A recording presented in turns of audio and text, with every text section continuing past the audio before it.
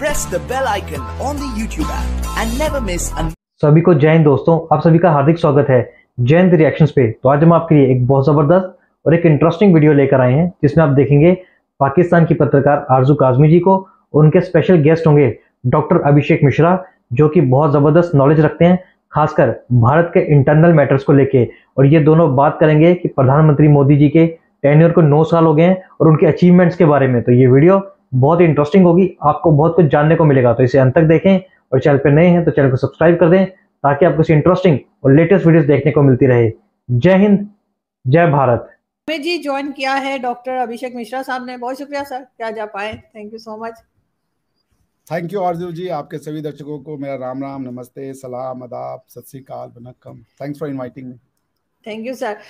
आज हम आपसे बात करना चाहेंगे, इलेक्शंस आने वाले हैं आपके यहाँ, नेक्स्ट ईयर इलेक्शंस हैं, लेकिन इस टेन्योर में या समझे जो अभी जो गवर्नमेंट है आपकी, 9 साल समझ लीजिए चाहे 5 साल समझ लीजिए, उसमें आप क्या समझते हैं कि कौन से ऐसे प्रोजेक्ट्स हैं जो है पीएम मोदी ने कंप्लीट किए हैं या स्टार्ट किए हैं जिसको आप समझते हैं कि पब्लिक जो है इस वजह से बहुत अट्रैक्ट होगी और दोबारा जो है बहुत चांसेस हैं पीएम मोदी के कि दोबारा उनको जिता दिया जाए।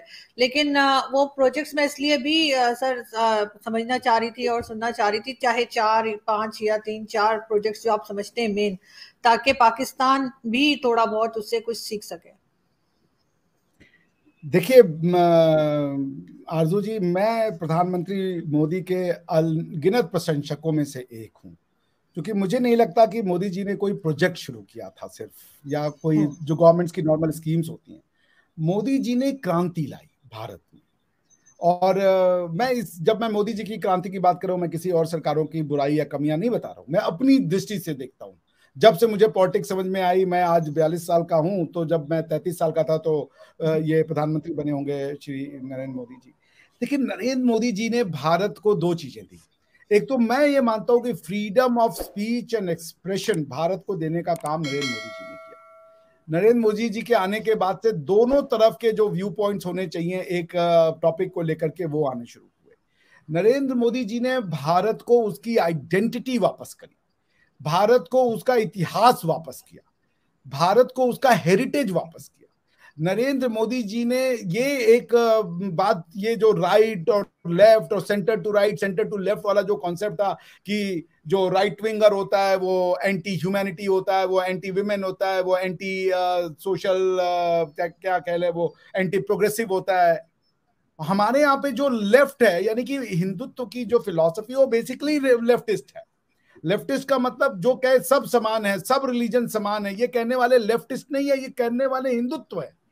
हिंदुत्व जो है वो सही, अगर लेफ्ट की पॉलिसी है कि लेफ्ट का ये क्लेम है कि हम कहते हैं सब रिलीजन एक है, तो ये कौन कहता है? ये कहने वाला तो भारत है ना। भारत कहता है एकम सद बहुधा विप्राह वदंती, सर्वे संतु निरामया सर्वे संतु सुखिनः। तो ये तो भारत कह रहा है ना, तो हम लेफ्टिस्ट हो गए। तो मोदी जी इस थ्योरी को मानने वाले, मोदी जी हार्डकोर लेफ्टिस्ट हो गए। उसके बाद मोदी जी ने जो भारत में एक समय ये हो गया था कि हमारे यहाँ पे जो भारत की प्राचीन मंदिरों थी, उनकी वो दुर्दशा थी कि वहां पे जो भक्तगण जाते थे वो अपनी श्रद्धा से उस गंदगी में वो अपने आराध्य की पूजा करते थे। किसी ने भी पोस्ट इंडिपेंडेंस ये नहीं सोचा कि इनका रिवाइवल किया जाए, क्योंकि उनको तोड़ने वाले तो बहुत आए, बनाने वाला एक नहीं खड़ा हुआ। हालांकि हमारे जो जैसे देवी अहिल्या हो गई, जब भी कोई मंदिर तोड़ा गया हमारे यहाँ, कोई ना कोई राजा आकर के 10-15 साल के अंदर ही उसका निर्माण कराया। लेकिन आधुनिक भारत, ये जो प्री पोस्ट इंडिपेंडेंस का भारत है, इसमें किसी ने यदि हमारे हेरिटेज को रिवाइव करने का सोचा तो वो श्री नरेंद्र मोदी है। क्यों हम अपने मंदिरों को रिवाइव ना करें? क्या मंदिर होना अपने आप में अपराध है? क्या मंदिरों में जाने वाले लोग अपराधी हैं? मंदिर में आस्था रखने वाला लोग वो अपराधी हैं? तो अगर कोई मंदिर का जीर्णोद्धार कर रहा है, तो अगर भारत की गवर्नमेंट नहीं करेगी तो कौन करेगी? गवर्नमेंट का काम क्या होता है? गवर्नमेंट का काम खाली नौकरी देना होता है। गवर्नमेंट का काम खाली वेलफेयर स्टेट में, तुम वेलफेयर किस चीज की करोगे? अगर तुम हमको हमारी हिस्ट्री नहीं प्रोटेक्ट कर सकते, हमारा हेरिटेज नहीं प्रोटेक्ट कर सकते, तो फिर आप जो है, आपको क्या काम है भाई? गवर्नमेंट इसीलिए बनाई गई है। जर्मनी की गवर्नमेंट का काम है कि वो जर्मन सिर्फ नौकरी और इकोनॉमिक्स को ना देखे, वो जर्मन हिस्ट्री और जर्मन हेरिटेज को भी प्रोटेक्ट करे। पाकिस्तान की गवर्नमेंट का भी काम है कि वो पाकिस्तान की हेरिटेज और उसको भी प्रोटेक्ट करे, बिकॉज हम तो नॉर्मल आदमी हैं, हम तो डे टू डे नौकरी करते हैं, हम कहां से अपनी हेरिटेज को प्रोटेक्ट कर पाएंगे। मोदी जी ने भारत के हेरिटेज को न सिर्फ प्रोटेक्ट किया, रिवाइव किया, ग्लोरीफाई किया। हमें गर्व होता है अपने, हमारे पूर्वज ने मंदिर बनाए तो हम उस पर शर्मा जाए? क्यों शर्माए हम? क्योंकि इन मंदिरों में सिर्फ पूजा पाठ नहीं किया जैसा कि हमको इन लोगों ने सिखा दिया, इन मंदिरों से ऋषि मुनि निकले हैं, और ऋषि मुनि का नाम है साइंटिस्ट। आप हमें बताया ही नहीं जो जी भाई और क्या होता है भाई। देवी जैसे आप पढ़ ले, मैथमेटिशियन थे बहुत बड़े, जो जिनके ऊपर मूवी आई थी, एन रामानुजन साहब। रामानुजन साहब से जब ऑक्सफोर्ड में उनके प्रोफेसर हार्डी ने पूछा कि तुम्हें ये इक्वेशंस कैसे दिमाग में आते हैं, तो वो कहते हैं कि हमको मेरी देवी माँ देके जाती है, जो कुल देवी का वो था। अगर आपके देवी से, देवता से, आपके स्पिरिचुअलिटी से किसी का नुकसान नहीं है तो क्या बुराई है उसमें? रिलीजन और धर्म में बहुत अंतर है। आस्था तो होनी चाहिए। आप मुझसे कहिए कि आप भगवान में मानते हो, मैं कहता हूं मैं भगवान में नहीं मानता। ये बात पूर्णतः सत्य नहीं होगी, क्योंकि मैं भगवान की एग्जिस्टेंस को डिनाई नहीं करता, क्योंकि मैं इतना बड़ा ज्ञानी नहीं हूं कि भगवान है या नहीं है इसका निर्णय मैं दे सकूं। हाँ, मैं एक चीज का निर्णय जरूर देता हूं कि मैं ऐसे भगवान को नहीं मानता जो ये बता रहा है कि मैं किसके साथ शादी करूं। मैं ऐसे भगवान को नहीं मानता जो मुझे ये बता रहा है कि मैं बंद रूम में क्या कर रहा हूं।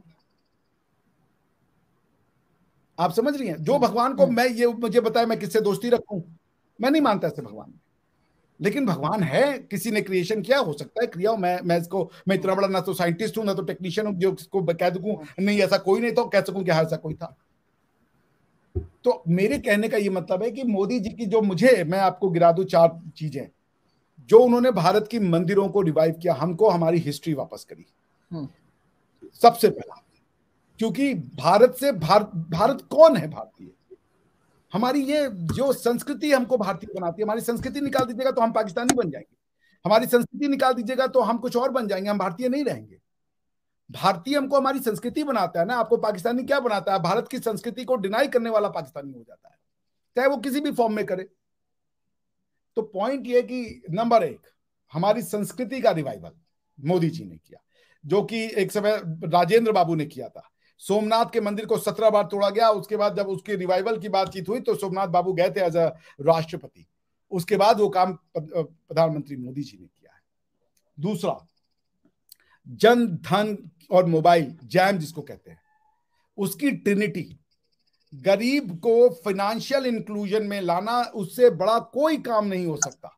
अगर किसी को नहीं दिखता ये बात तो न दिखे, क्योंकि आपने लोगों को पहले तो डेटा चीप कराया तो लोग मोबाइल अफोर्ड करने लगे। मोबाइल अफोर्ड करने के बाद क्या होता है कि आज आप जो इंडिया में ये जो करप्शन को बहुत हद तक हमने लगाम डाली, क्योंकि उन्होंने गरीब आदमियों का बैंक अकाउंट खुलवाया और उसके बाद उन्होंने आधार के थ्रू उसको पिल्फरेज फ्री कर दिया, और वहां पे उन्होंने पैसे जो स्कीम के हैं वो जाने लगे। और भी सिर्फ पैसे ही नहीं, और भी कई तरीके की जो स्कीम का डिस्ट्रीब्यूशन होता है वो आधार के थ्रू वो अब एकदम लीकेज फ्री होता है। तो मैं आपको बताऊं, मैंने जब प्रोफेसर था तो मेरे पास एक मेरी काम करने वाली थी उस यूनिवर्सिटी में, तो वो मेरे पास आती है, बोलती है सर एक बैंक अकाउंट खुलवाना है, खुलवा दीजिए। मेरी मम्मी का बैंक अकाउंट जब मैं बचपन में था, मैंने देखा था कि मम्मी का जो सैलरी बैंक अकाउंट में जब बैंक अकाउंट आना शुरू हुआ तो आता था, तो जो हमारे घर में काम करने वाली होती थी वो मम्मी के पास पैसे जमा करती थी कि दीदी जब जरूरत होगा तो हमको दे दीजिएगा। तो वो फाइनेंशियल इंक्लूजन से दूर था, और फाइनेंशियल इंस्टीट्यूशन से दूर होने का मतलब है आपको क्रेडिट भी नहीं मिलेगा, क्योंकि बैंक ही क्रेडिट देता है। सो बैंक अकाउंट खुलवाना लोगों का, इससे बड़ा मेरा बस चले तो मैं मोदी जी को इसके लिए नोबेल प्राइज दिलवाऊं। दिस इज बिकॉज इकोनॉमिक्स की थ्योरी लिखना एक बात है, लेकिन 1.4 बिलियन पीपल का बैंक अकाउंट खुलवा देना, इसके लिए समझिए the logistic, this should be studied in Harvard and other management institute की कैसे किया इन्होंने। अगर आपने 50 करोड़ लोगों का भी बैंक अकाउंट खुलवाया तो how did you simply manage to do that, इतने लार्ज स्केल पे एक प्रोजेक्ट को एग्जीक्यूट कर पाना। सो जैम मेरे लिए दूसरी उनकी जो है, मैं मोदी जी का बहुत बड़ा प्रशंसक हूं। फाइनेंशियल इंक्लूजन में आज एक गरीब आदमी जब वो मेरे साथ वो भी एटीएम निकालता है उसी बैंक में जाने के लिए ना, उसको अब एटीएम के बाहर ये नहीं देख के लगता यार ये अंदर क्या है, पता नहीं हम इसमें जा सकते हैं कि नहीं। आज वो भी, मैं भी एटीएम निकालता हूं तो वो भी एटीएम निकालता है, उस एटीएम पे उसका नाम लिखा होता है उसके चेहरे पे भी वो चौड़ी वाली मुस्कान होती है कि यहाँ मेरा भी नाम।